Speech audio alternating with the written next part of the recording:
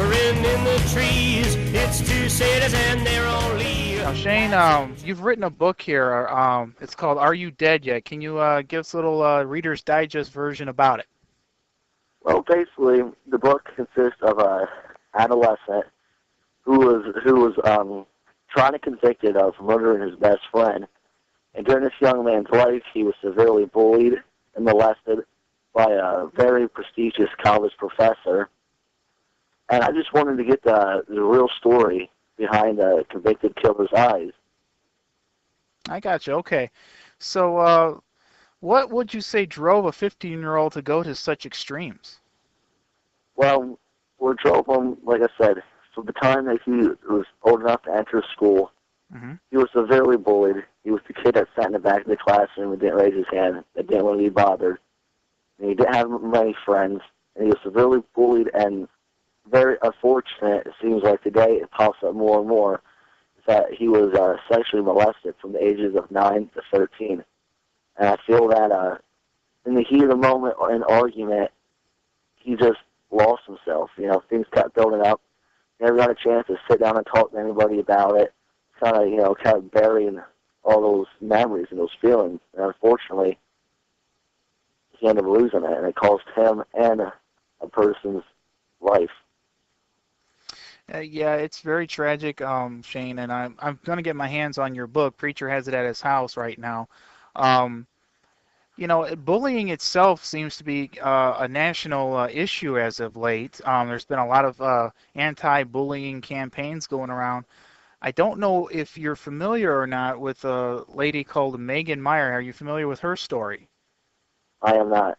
Well, basically, it falls under similar categories. She had a MySpace, and an older lady in the block pretended to be a 16-year-old boy, and at first things seemed kind of cool. They were buddy-buddy talking and everything.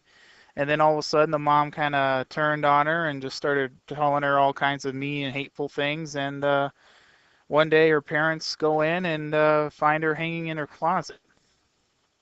What a tragic story. Wow. Yeah.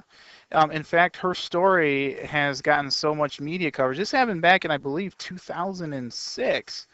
But there's already even, in fact, legislation going in about it. It's called the Megan Meyer Cyberbullying Prevention Act. It was started in 2009. And basically what it means is, or what they're hoping for it to do, is to get both Republican and Democratic parties to be concerned with this issue. And it's been getting a lot of coverage, and you know, they're trying to, much like yourself, I mean, you got to try and get this into the public eye. I mean, there's no hiding behind it. I mean, this is an issue, and it affects everybody. Absolutely. So what are some of the long-term effects of bullying on children when they become adults, would you say? I believe, you know, everything that happens in your adolescence and childhood years, it ultimately shapes who you are. And if you grow up and the only thing that you know is that bullying and that hurt, the more and more it keeps the person inside himself. The more and more it's harder and harder as they get older to open up and truly confront their past. And unfortunately, a lot of times people turn suicide, they turn to drugs and alcohol. And it's a very sickening disease and something, you know, that happens every day in our society. I definitely would agree with you. Myself, growing up, I'm 26 years old, but growing up myself in this the Hammond, Indiana area here, you know, I seen what kind of bullying goes on. Myself, I would say I was more verbally bullied more than physically. There was definitely people growing up that just preferred to run their mouths about me, you know, and so forth, as opposed to getting physical with me about it. So, but you know, I can only imagine how you, like you said, it's a very, those are your formative years, like you said. You know, you're just coming in, understanding who you are, what you want to do, who you want to be, and you know, for someone to come along and to kind of, you know, just, you know, say some things or pick on you or even physically get into altercations with you. I mean, that sucks. Yeah, and you know, ultimately, you also got to look at people that do the bullying. In my opinion, a lot of times are not confident and secure in who they are. I feel that even the bullier, there's something going behind that. It takes everybody a while, you know, to get comfortable in their own skin. And some it takes longer than others.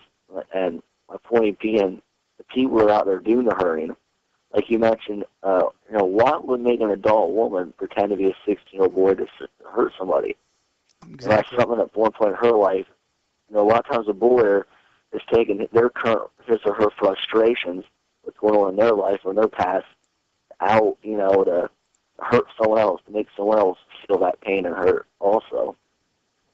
I hear you. Now, is there any kind of, again, we're talking with Shane Hoffman. He's the author of Are You Dead Yet? You're currently a college student at Bloomsburg University. Yes. And you've written 3 other books. What are those? I wrote 2 others. The first one came out when I was a senior in high school. I was 18.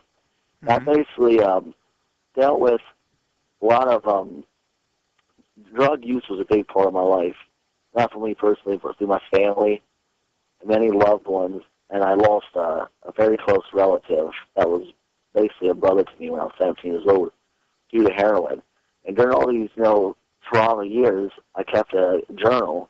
I constantly wrote down how I felt, how things affected me, how I could deal with things, and just my thoughts. And I decided to put these all together and make a book out of it.